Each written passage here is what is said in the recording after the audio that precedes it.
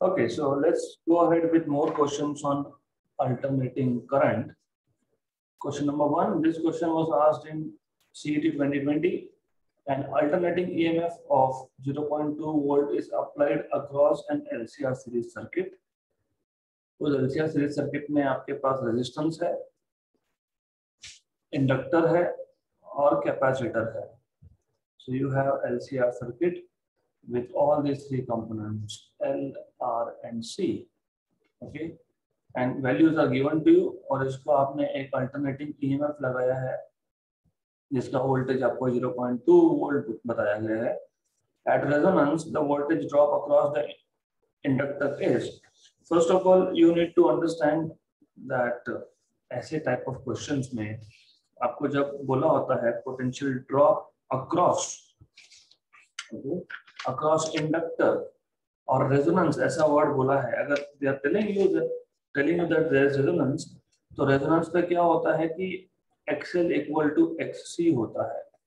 You already know at resonance inductive reactance and capacitive reactance are equal. So impedance Z जो होता है, which is already as you know R square plus XL minus XC square, it becomes only under root of R square.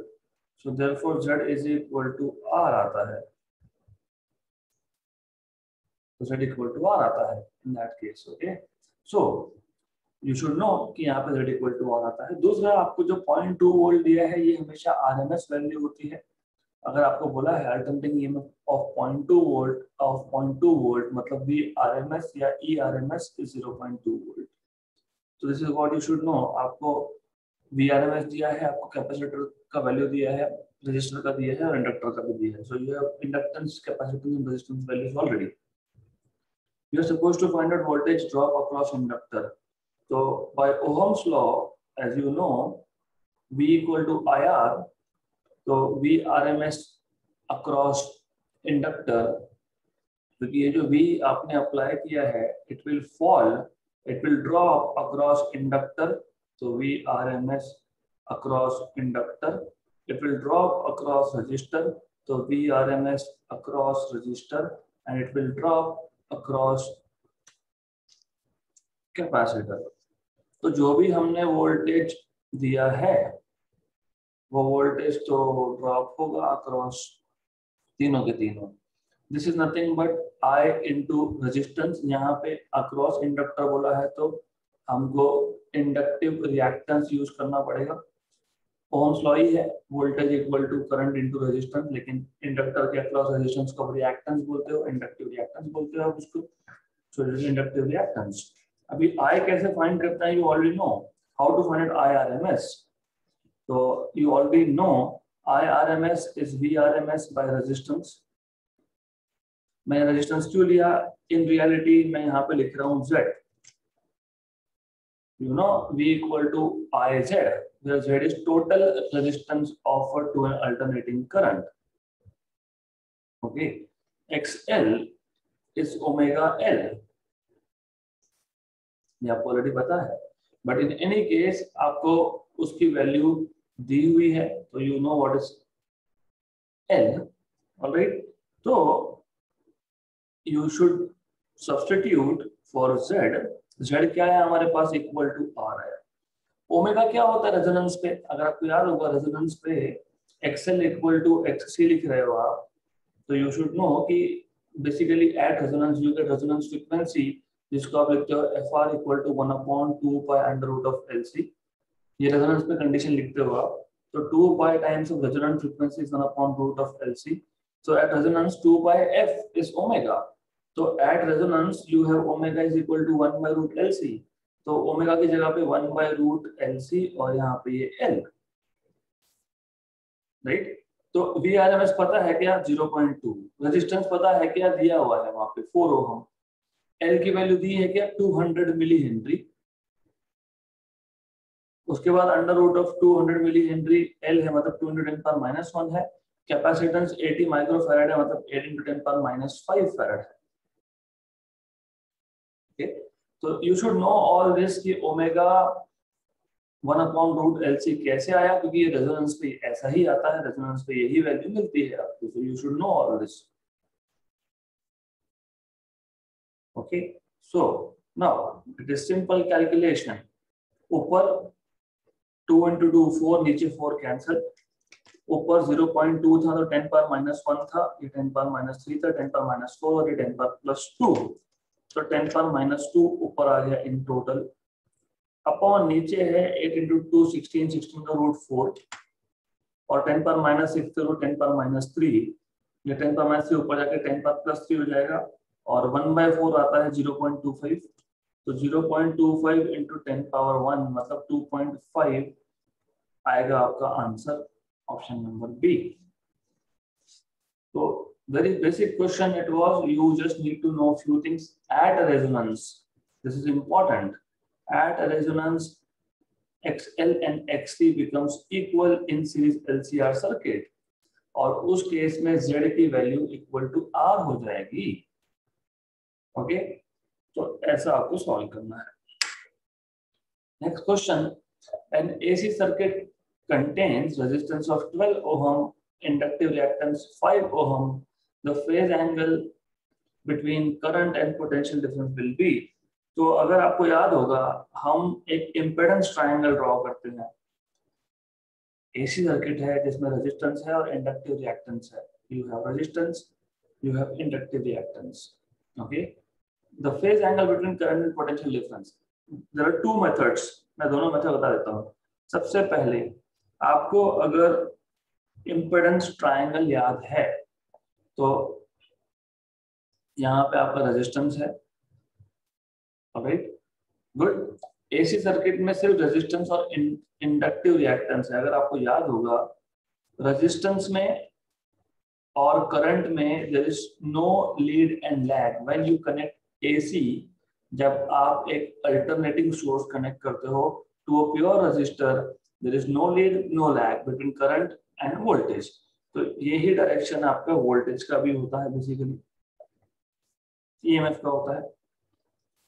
लेकिन जब आप capacitance, यहाँ पे inductance बोला है, इंडक्टिव रिएक्टेंस बोला है, जब आप इंडक्टर के अक्रॉस एक एसी कनेक्ट करते हो तो in that case you know what leads and what lags. तो ये जो वेक्टर है, this vector will be here, this is XL। ये याद होना चाहिए इंडक्टर के केस में क्या लीड होता है और कैपेसिटर के केस में क्या लीड होता है, ये आपको पता होना चाहिए, because we can not go on revising things again and again. So you should know what leads and what lags. EMF leads in case of inductor, EMF leads. तो ये EMF lead, EMF क्या होता है फिर आपको पता है, EMF क्या होता है I into resistance, resistance क्या है XL, तो EMF का डायरेक्शन और XL का डायरेक्शन सेम होता है एनी केस, तो you should know this। ये जो तीसरा साइड बनेगा, this is impedance, resultant total resistance। Okay, ये थीटा, तो resistance is always across x axis. अगर आपके पास इंडक्टिव रिएक्टेंस दिया है तो वो एंटी क्लॉकवाइज 90 डिग्री से आगे होता है। अगर आपके पास कैपेसिटिव रिएक्टेंस दिया है तो वो 90 डिग्री क्लॉकवाइज आगे होता है। और ये जो एंगल बनता है that is theta angle, phase angle बोलते हैं इसको, phase angle between current and potential difference, ऐसा बोलते हैं। ओके, तो ये आपको पता होना चाहिए basics. If you do not recall this, I would suggest you कि go and look at revision classes, because this is what is basic thing, तो आपको पता होना चाहिए। Okay, then then asking you, अभी क्या क्या बताया आपको, बोला है रेजिस्टेंस है 12 ओम का, मतलब ये 12 ओम हो गया। इंडक्टिव रिएक्टेंस है 5 ओम का, मतलब ये 5 ओम हो गया। तो obviously 12 square plus 5 square is 144 plus 25 169 का रूट, तो ये आपके पास इन टोटल 13 ओम हो गया। ओके, और now if you take cos of theta, cos of theta is adjacent side which is r upon hypotenuse which is z, so cos of theta is r is 12 and this is 13, तो theta is equal to cos inverse of 12/13। आ गया आपका option number D. So this is how you are supposed to solve this. Go check what is impedance triangle. Go verify कि कौन से case में current lead होगा, कौन से केस में ईएमएफ लीड होगा। ऑफ कोर्स जब आपने एक रजिस्टर को एसी कनेक्ट कर दिया तो no lead no lag, current and voltage EMF they are in phase. तो ये बेसिक चीजें आपको पता होनी चाहिए। Next question, in a series LCR circuit, you have R as 300, L as 0.9, C is 2 microfarad, omega as 1000. The impedance of the circuit is, वापस से वही क्वेश्चन है, impedance Z is under root of R square plus XL minus XC square. आपको पता है XL होता है omega L, XC होता है 1 upon omega C. तो पहले हम ये कैलकुलेट कर लेंगे। आपको ओमेगा की वैल्यू 1000 दी है 10 पावर 3, एल की वैल्यू आपको 0.9 मतलब 9 to 10 पावर -1 दिया हुआ है हेनरी में, तो ये हो जाएगा 900 मतलब 9 to 10 पावर 2 ओहम में। Okay, then XC is 1 upon omega C, this is 10 power 3, और कैपेसिटेंस जो है वो 2 माइक्रोफैरड का है, तो 2 into 10 पावर -6 फैरड, तो ये आपका आ जाएगा 10 पावर -3 ऊपर जाके 10 पावर +3, और 1/2 into 10 पावर +3 मतलब ये आ जाएगा 0.5 10 पर 2 10 पर 2 500 ohm. This is what you have. Therefore एक काम करते हैं, यहीं पे XL माइनस XC निकाल लेते हैं। तो XL माइनस XC अगर आप करोगे तो 900 में से 500 गए तो 400 बचेगा। So you will have XL minus XC as basically 4 into 10 power 2, तो 9 into 10 power 2 minus 5 into 10 power 2, that is 4 into 10 power 2 ohm. Therefore, Z equals to under root of, resistance कितना दिया 300, 3 into 10 पावर 2 का square, मैं जानबूझ के 10 power 2 में लिखता हूँ, प्लस XL माइनस XC कितना आया 4 into 10 पावर 2 का square. This becomes easy for us to take out common, so 9 into 10 power 4 plus 16 into 10 power 4, तो ये 10 पावर 4 का जो है ना, ये 10 पावर 4 रूट से बाहर आएगा तो 10 पावर 2 हो जाएगा, अंडर रूट 25 मतलब 5 into 10 पावर 2 मतलब 500 ओहम। आ गया आपके पास आंसर। तो CAT 2019 में क्वेश्चन था, वेरी सिंपल थिंग, आपको सिर्फ इम्पीडेंस का फॉर्मूला पता होना चाहिए। What is impedance? Impedance is total resistance offered to alternating current by that circuit, simple thing. Next question, and alternating voltage is given by E is equal to 100 sine of omega t plus pi by 6, okay, volt. Of course, the voltage will be maximum for the first time when t is, देखो voltage maximum का मतलब sign की value maximum होना, क्योंकि voltage मतलब E ये depend करता है साइन पे। So for voltage to be maximum, for voltage to be maximum, you must get sine of omega t plus pi by 6 equal to 1, और ये वैल्यू 1 कब आती है, साइन की वैल्यू 1 कब आती है, जब एंगल पाई बाय 2 हो, तो sine pi by 2, okay, and therefore you can write, इसका मतलब लेफ्ट हैंड साइड पे जो एंगल है और राइट हैंड साइड पे जो एंगल है वो दोनों सेम होने चाहिए, इक्वल होना चाहिए। इसका मतलब ओमेगा टी आपको मिलना चाहिए pi by 2 minus pi by 6, this is what you should get for omega t. This is equal to 6 pi minus 2 pi 4 pi by 12, omega t is 4 pi by 12, मतलब this is equal to pi by 3, तो omega t is pi by 3, तो t is equal to pi by 3 omega. But omega आपको पता है omega क्या होता है, 2 pi by time period, तो 2 pi by time period cancel and cancel, तो ये आ जाएगा t बाय 6, तो फर्स्ट टाइम आपको पीक वैल्यू मिलेगी t बाय 6 पे, this is first time. Second time third time अगर पूछेंगे तो हम देखेंगे कैसे करते हैं। कैसे करते हैं इजी है। As you know sine is periodic और period of sine is 2 pi.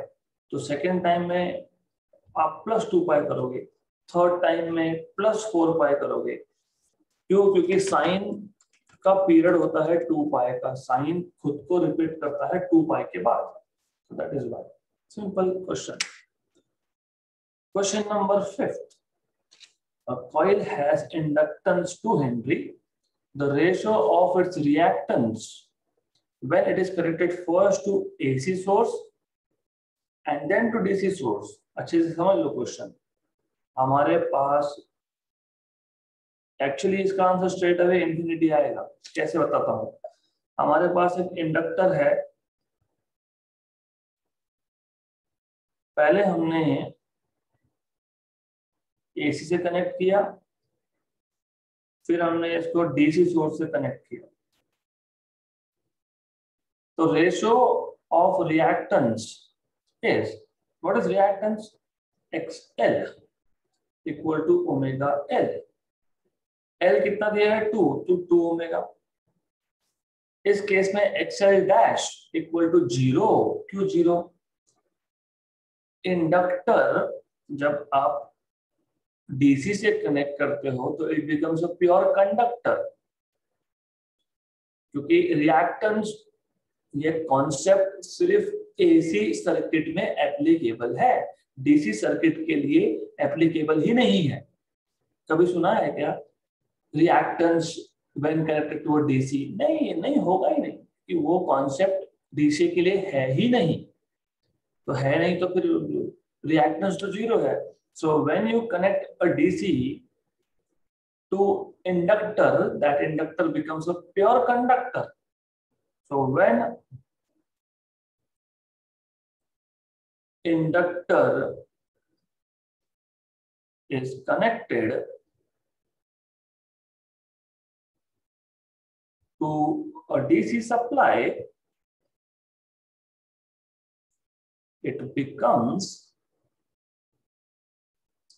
a pure conductor।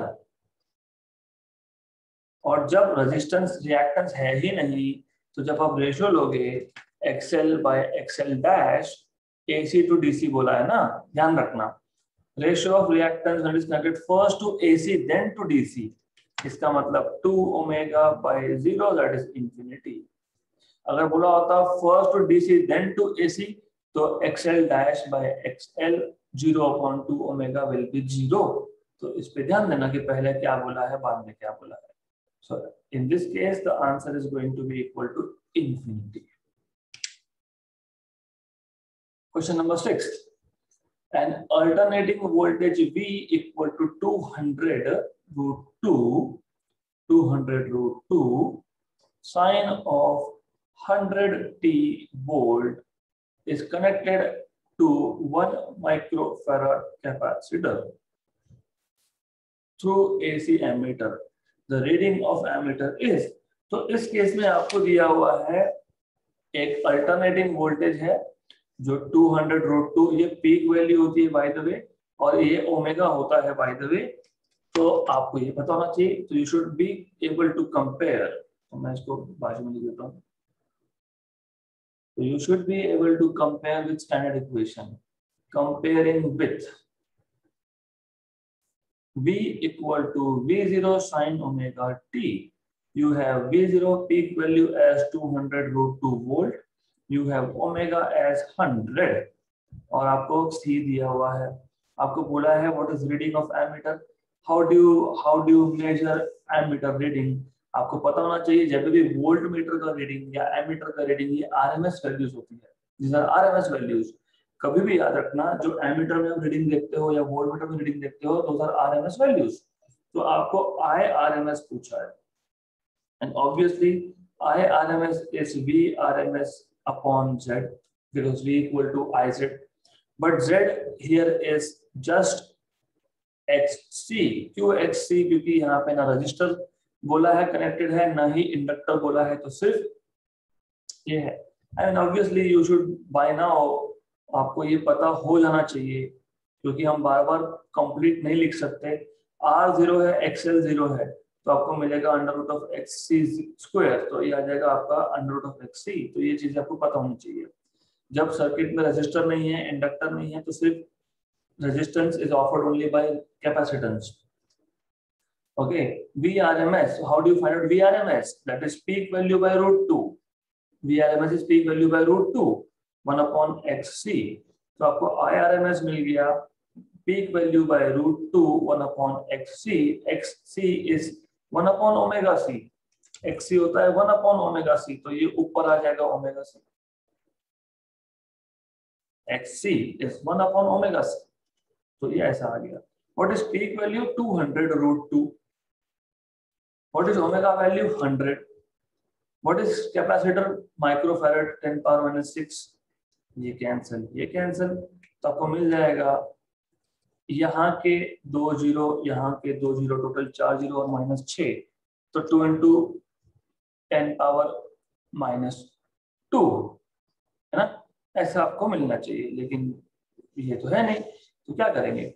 20 × 10⁻³ ampere लिख देंगे, मतलब 20 मिली एम्पियर आ जाएगा करंट, तो है 20 milliampere, option number D में। So this is how you are supposed to solve such questions. Very easy, trivial questions है, they are nothing but easy questions. Okay. So next question. Out of the following graph, which graph shows correct graphical representation for LC parallel resonant circuit? देखो, आपने 2 type के resonant circuit सीखे हैं, मैं detail में तो नहीं जा रहा हूं, but just to tell you have learned LCR, series resonance, of course connected to AC। यहाँ पे AC कनेक्टेड है, मैं दिखा नहीं रहा हूँ। ओके, और आपने सीखा है एक जिसमें आपने सिर्फ L और C लेते हो आप पैरेलल में, L एंड C। इस सर्किट में जब आप करंट को फ्रीक्वेंसी के अगेंस्ट प्लॉट करते हो, so you are plotting here frequency, you are plotting here current. Similarly आप यहाँ पे भी वही करते हो, यू डू सेम हियर। अगर आपको याद होगा, ये होता है एक्सेप्टर सर्किट, है ना, ये होता है रिजेक्टर सर्किट, करेक्ट? क्योंकि ये सीरीज LCR जो होता है, सीरीज LCR एक सिंगल फ्रीक्वेंसी को एक्सेप्ट करता है, बाकी सबको रिजेक्ट करता है।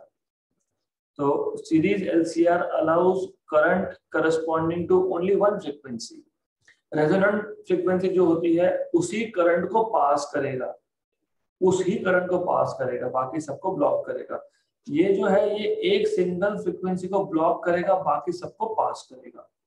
तो आपको पता है पैरेलल में क्या होना चाहिए। Now you know how the graph should look like. It should look like option number D.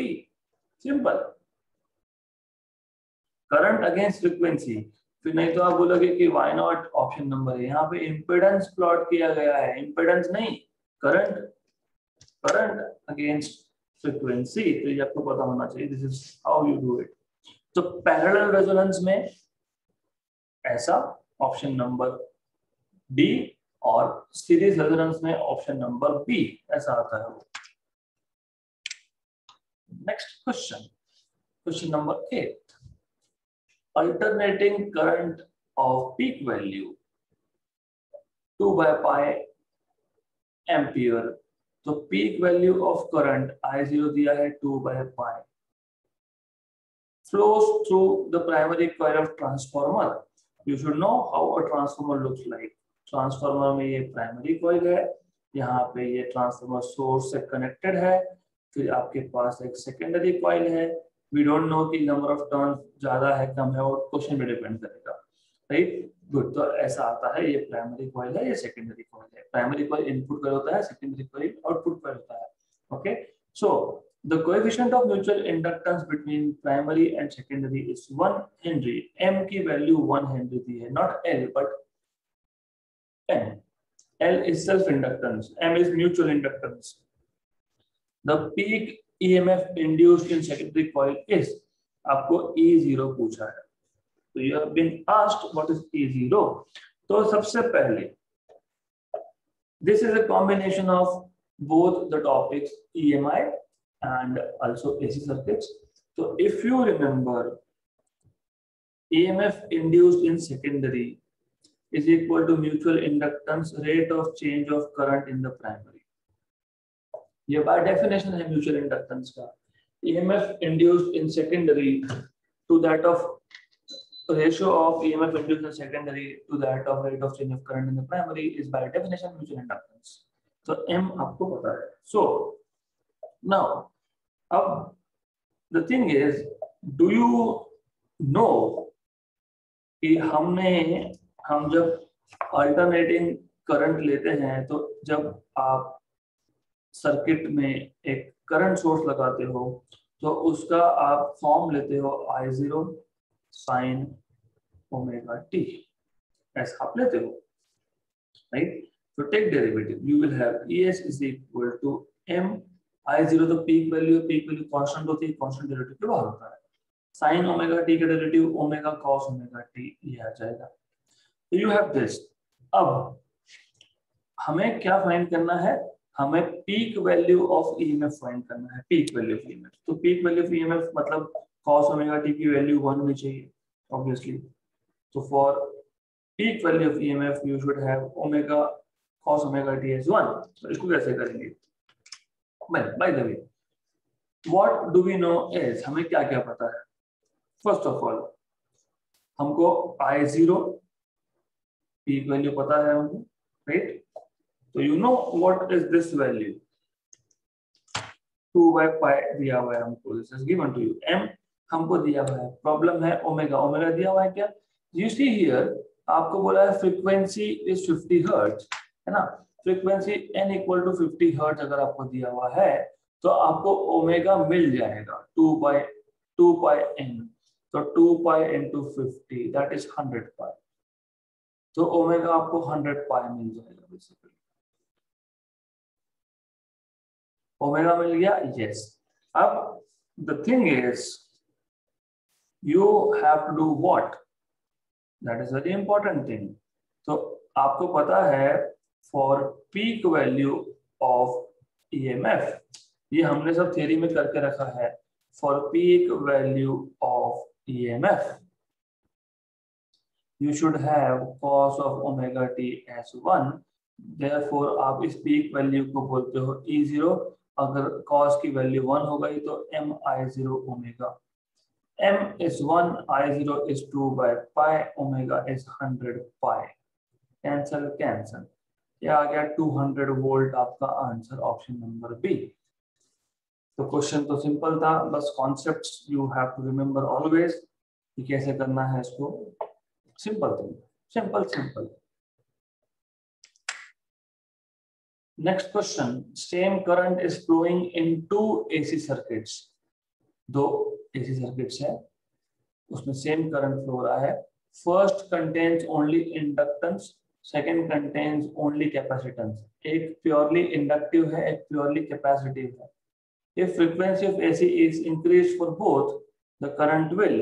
अभी ये क्वेश्चन है ओरल. देखो क्या है, current as you already know is V/Z.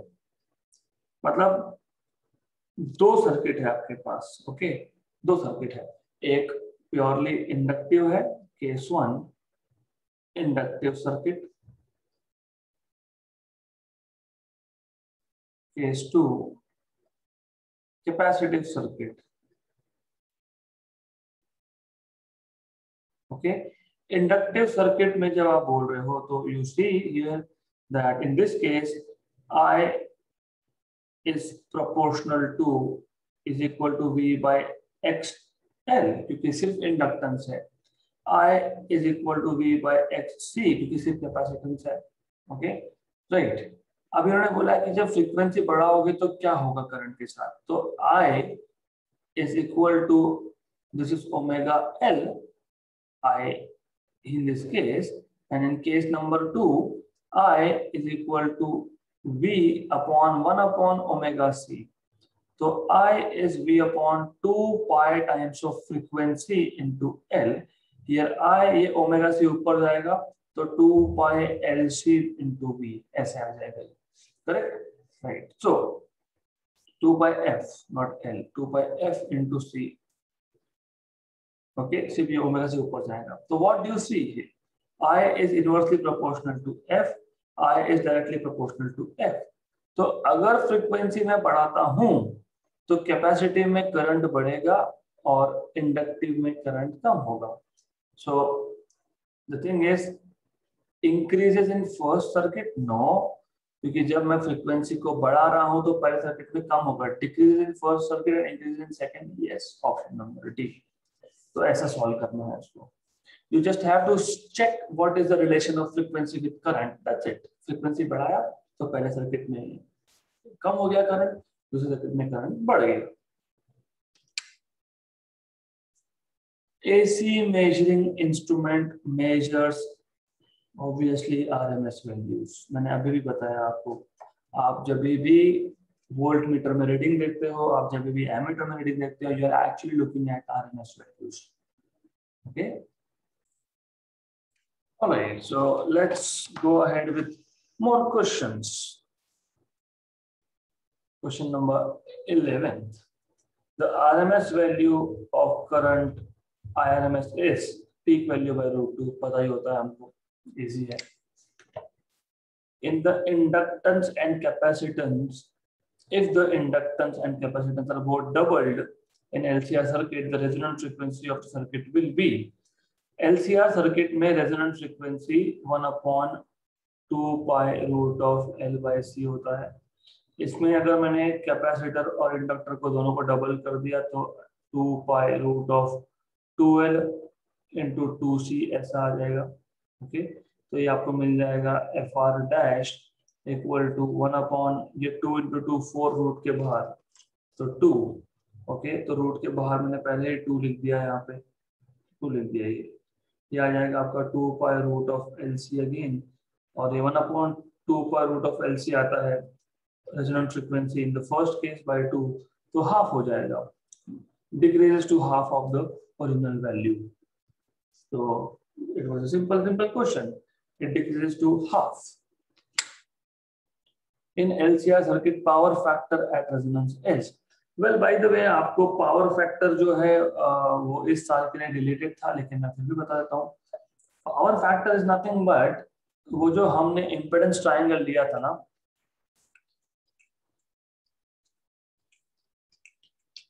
This one, तो यहाँ पे जो कॉस ऑफ थीटा आता है ना R/Z, इसको बोलते हैं पावर फैक्टर। तो power factor is just cos of theta, ये बताना चाहिए, this is power factor. So well ये क्वेश्चन जो है ये एक्चुअली जोक है, why I will tell you. देखो ऐसा है, पावर फैक्टर R/Z, अभी भी मैंने बताया। रेजोनेंस पे क्या होता है मैंने ये भी बताया, रेजोनेंस पे Z इक्वल टू R आता है, क्योंकि R² plus XL minus XC का स्क्वायर ऐसा आता है। So therefore you will get cos theta is equal to R upon under root of R, क्योंकि XL और XC इक्वल होता है एट रेजोनेंस।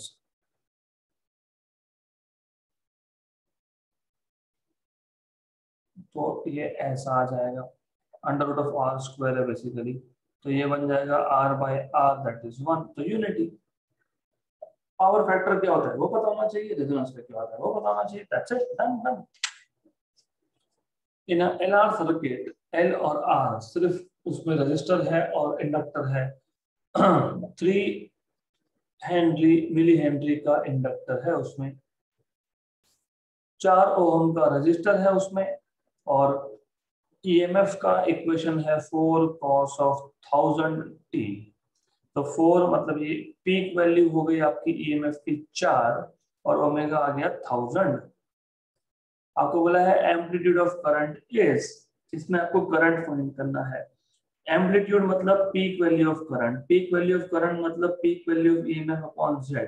EMF का पीक वैल्यू 4 है, Z होता है आपके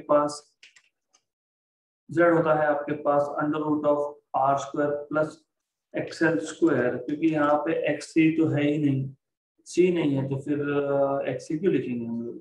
तो I zero equal to E zero upon under root of R square plus XL is omega L. Okay, तो मैं ऐसा करता हूँ, मैं पहले से ही एक्सएल की वैल्यू फाइंड करके रख देता हूँ। XL is omega L, omega 1000 है, 10 पावर 3 है, और एल 3 into 10 पावर माइनस 3 है, मतलब ये टोटल 3 है बेसिकली। ओके, तो 3 है यहाँ पे। तो आर स्क्वायर, आर कितना 4, 4 स्क्वायर, ओके, प्लस 3 स्क्वायर, और पीक वैल्यू ऑफ ईएमएफ कितना है, पीक वैल्यू ऑफ ईएमएफ भी 4 है, 4 है। तो ये आ जाएगा 4/5, क्योंकि under root of 4 square plus 3 square under root 25 is 5, 4/5, 4/5 is 0.8, तो I0 is 0.8 ampere, option number A. And alternating voltage, I think ये क्वेश्चन हमारा हो गया, हमने किया था ये 20 मिली एम्पियर, ऐसा हमारे पास आंसर आता है, तो why to solve it again? What is the value of inductance L for which current is maximum? What is the value of inductance L for which the current is maximum in LCR circuit with C 10 microfarad and omega 1000 second. देखो question ऐसा है ये, current, what is the value of inductance for which current is maximum. Current maximum मतलब impedance minimum, impedance minimum मतलब resonance. Resonance आपको पता है resonance में क्या होता है एलसीआर सर्किट में। देखो बहुत सिंपल चीज है, Z equal to under root of R square plus XL minus XC square. अगर ये फैक्टर 0 हो रहा है मतलब एक्सएल और एक्ससी इक्वल हो रहा है, मतलब Z की वैल्यू जो आपको मिल रही है R, ये मिनिमम मिल रही है, मिनिमम, क्योंकि R स्क्वायर में मैं प्लस कुछ ऐड करता, you see, Z equal to under root of 2 square, ये 2 आ गया, Z equal to under root of 2 square plus something, ये ग्रेटर देन 2 आता है, plus something here, whatever it is. तो आपको ये समझना है कि LCR सर्किट में, in LCR circuit impedance is minimum, in parallel LC circuit impedance is maximum। अगर impedance minimum था, you see here, क्योंकि impedance minimum था यहाँ पे impedance minimum था LCR में, यहाँ पे impedance maximum था, क्योंकि impedance minimum था तो current maximum होगा ना, रेजिस्टेंस मिनिमम होगा तो करंट मैक्सिमम होगा, रेजिस्टेंस मैक्सिमम होगा, इंपेडेंस मैक्सिमम होगा तो करंट मिनिमम होगा। तो यहाँ पे ये आई मिनिमम आएगा current, so you have this as minimum current, you have this as maximum current. और देखो यही तो लिखा है यहाँ पे, मिनिमम लिखा है ना, यहाँ पे मैक्सिमम लिखा है ना, मैक्सिमम, गुड। तो this is something that you need to know. तो जब ये एलसीआर सर्किट बोला हो तो समझ लेना कि एलसीआर सर्किट में इंपेडेंस मिनिमम होता है और इक्वल टू आर होता है। इसका मतलब क्या होता है कि एक्सएल इक्वल टू एक्ससी होता है, ओमेगा एल इक्वल टू 1/ओमेगा सी होता है, राइट। ओके, आपको एल की वैल्यू फाइंड करने के लिए बोला है, एल विल बी 1/ओमेगा²सी। आपको ओमेगा की वैल्यू 1000 दी है तो 1000 10 पावर 3 का स्क्वायर, सी की वैल्यू 10 माइक्रोफैरड दी हुई है, माइक्रोफैरड 10 माइक्रोफैरड दिया हुआ है, तो 10 माइक्रोफैरड को आप लिखोगे 10 into 10 पावर -6, तो ये आपके पास आ गया 10 power +6, 10 power -6 cancel out, 1/10 is 0.1, 0.1 मतलब इसको कैसे लिखेंगे, आंसर तो करेक्ट है 0.1 ही आया हमारा, लेकिन कैसे लिखेंगे, can I write down this as 0.1 है ना, तो ये 10 पावर -1 है।